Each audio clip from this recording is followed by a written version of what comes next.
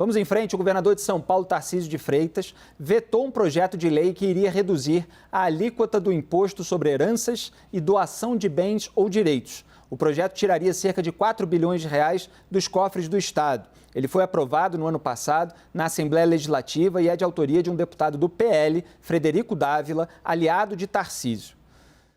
Vamos ao debate. A pergunta ali da nossa tarja, Hélio. Tarcísio surpreende ao vetar projeto de aliado do PL?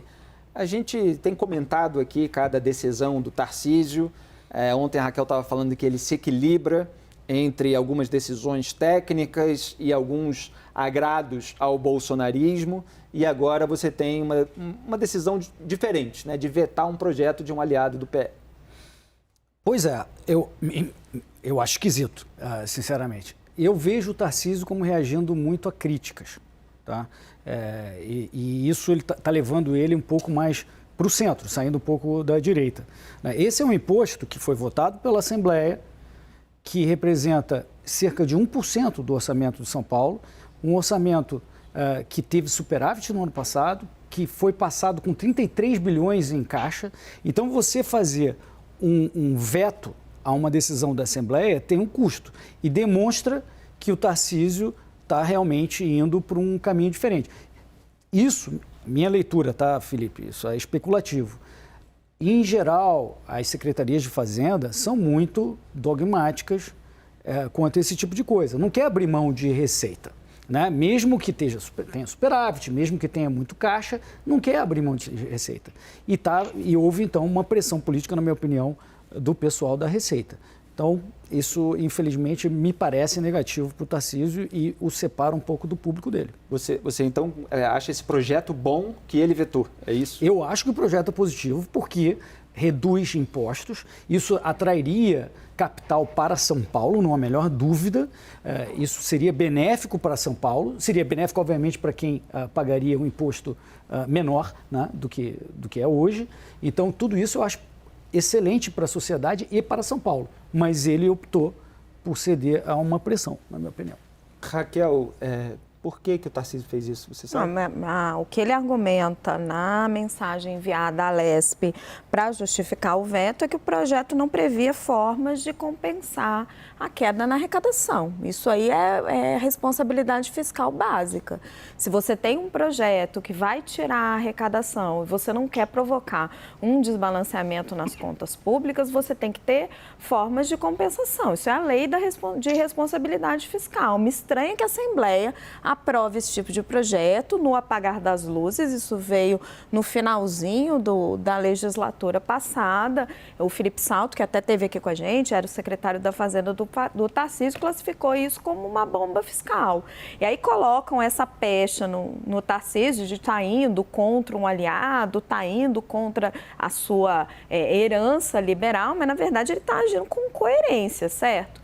Se você tem princípios de responsabilidade fiscal, em que se você faz uma redução de imposto, ela tem que ser compensada de outra forma, você tem que ser coerente com isso que você está propondo. Eu acho que a política não pode se sobrepor à técnica econômica só porque é conveniente para os seus aliados políticos. O Tarcísio alegou que o projeto aprovado pela Lespe em dezembro não atende à lei de responsabilidade fiscal. Não tem compensação prevista. Qual é a compensação? Quer dizer, está dizendo que a Lespe não fez o seu dever de casa. São 4 bilhões de reais. 1% do orçamento, cerca de 1% do orçamento. 4 bilhões de reais. 4 bilhões de reais, não tem compensação prevista. Qual é a compensação? Tem um problema técnico que o Tarcísio apontou, não tem a contrapartida ali, de onde vai vir esse dinheiro então.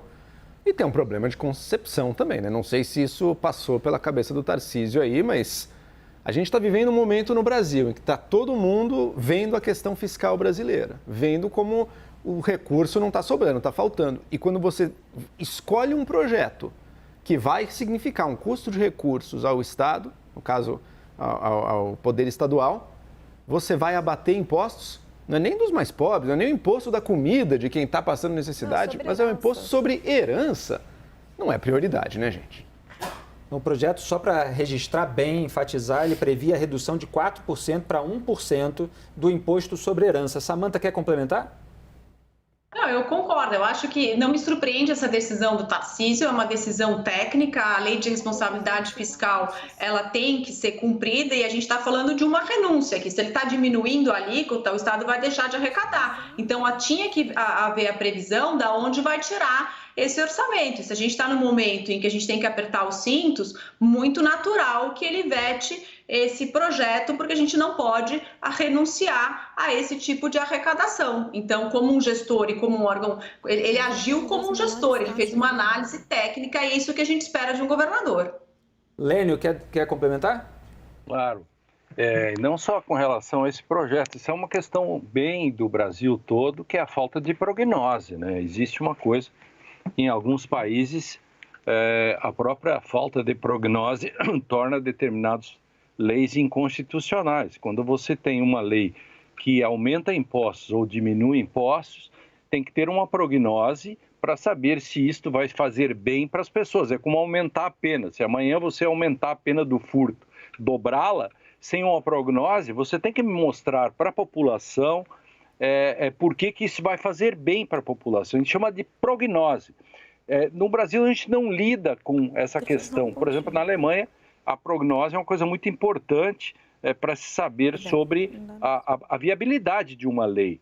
Então, nesses casos aí, a questão só surpreende um pouco que o liberal ele quer mais impostos, né? Mas isso é só uma blague minha. Fora disso, a minha preocupação é não só esse projeto. Todos os projetos que circulam nas câmaras em todo o Brasil deveriam obrigatoriamente, aliás, se eu fosse sugerir algo, eu faria uma exigência.